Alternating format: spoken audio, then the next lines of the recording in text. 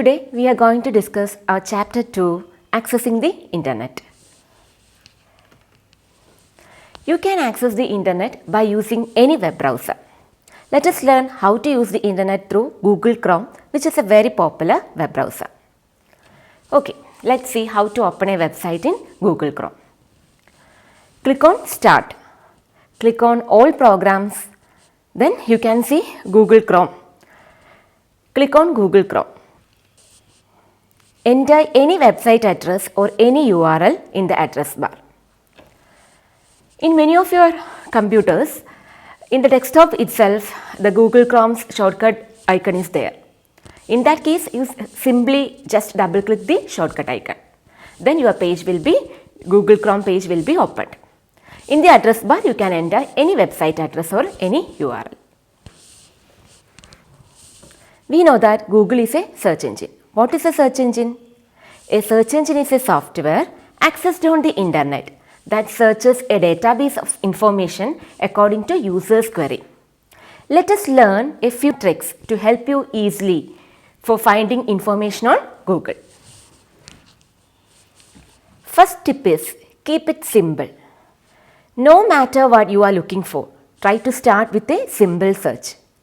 You can always add a few descriptive words if necessary. The second tip is order of keywords. Select the right keywords to make your search. If the keywords are chosen wisely, then results are more efficient. The third tip is social search. Google is really good at handling searches related to people and social networks. You can search for people and their social profile using plus profile name. That is, by adding a plus symbol before a profile name, you can search for a Google Plus profiles and pages. Tip number 4 is search using your voice. You can click the microphone icon in Chrome search box to search by voice. Tip number 5, use web-friendly words. Use words that are most likely to appear on websites. For example, instead of saying my head hurts, say headache because that's the word a medical site would use. Tip number 6. Don't worry about the little things like spelling, capitalization, punctuation, etc. So, when you are using Google search engine for finding any information, you can follow these tricks and tips. And one more tip is there, that is find quick answers. For many searches, Google will do the work for you and show the answer to a question on the search result. For example, weather. You can search weather in your location. Then you can find definition of any word by putting the term define in front of the word. You can find answers of any mathematical equations. You can do unit conversions, etc. Okay. Here is an example for Google image search. The next is an example for Google map search. Okay, this is an example for Google web search. So, next we are going to discuss more about email. Email or electronic mail is the transmission of messages over internet. Instead of using a pen to write a letter on paper, here you are using keyboard to type an email message. And you don't need to put stamp on it and posting. We just press a send button in the email program for sending email messages. There are many advantages for email. It is very convenient to use. Email typically arrive within seconds or minutes anywhere in the world. You can attach any file to email messages easily. Emails are easily accessible if there is a good internet connection. Email has also some disadvantages. The first one is email may carry viruses. Viruses are small programs that harm your computer.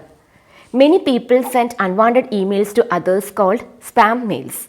It is better not to open such spam messages. Okay. Next, we can discuss how to create an email account. For creating an email account, first you have to visit the site www.gmail.com. Then click Create Account. The sign up form will appear. Follow the directions by entering the required information. Next, you enter your phone number for verifying the account. You will receive a text messages from Google with a verification code. Next, you will see a form to enter some of your personal information like your name, birthday, etc. Enter those information. Then click Next. Review Google's Terms of Service and Privacy Policy. Then click I agree. Now your account will be created. Note that it is very important to choose a password which is very strong. Okay. Next we will see how to sign into our account. Go to www.gmail.com, type your username and password, then click Next. Next we are going to discuss how to send an email message. For that, first you have to log into your Gmail account so that you are on the main page of your mail account. In the left hand side, you can see Compose. Click on Compose. Type the message, add sender's email address and subject of the email and click Send. Your message will be sent.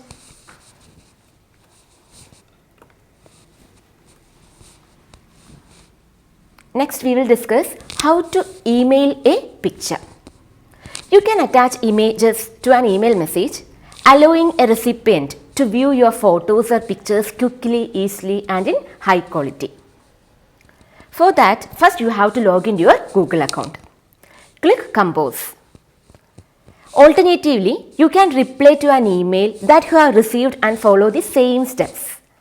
Once your email is open, put your recipient's email address into the To field. Complete the subject box with the topic of the email and type your message in the large box. Click the paperclip icon to attach a photograph. Find the photo that you have saved on your computer by browsing to it. Click on the file name to select it. Click Open.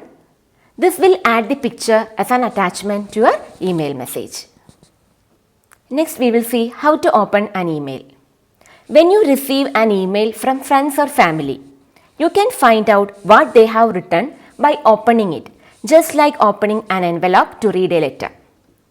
Okay, we can see how to open an email. Log into your Gmail account. Okay, then go to your inbox. The inbox shows a list of emails received arranged in columns. Once you have identified an email you wish to open, click on the line that shows the information about that email. You can now read the content of the email and reply if you wish by clicking on the arrow at the top right hand of the email for reply or by clicking reply underneath the message. Okay. Next we can see what is an electronic card or e-card. An e-card is similar to a postcard or greeting card, with primary difference being that it is created using digital media instead of paper. Okay, now we can see how to send an e-card. For sending e-card, first go to e-card website. Here I am taking the website 123greetings.com. Browse for the design or image that you wish to use on your e-card.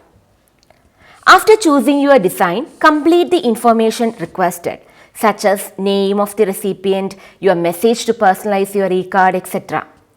You can see a preview of the card on the right hand side. Personalize the card by typing your name, your email address. Complete your message and your recipient details.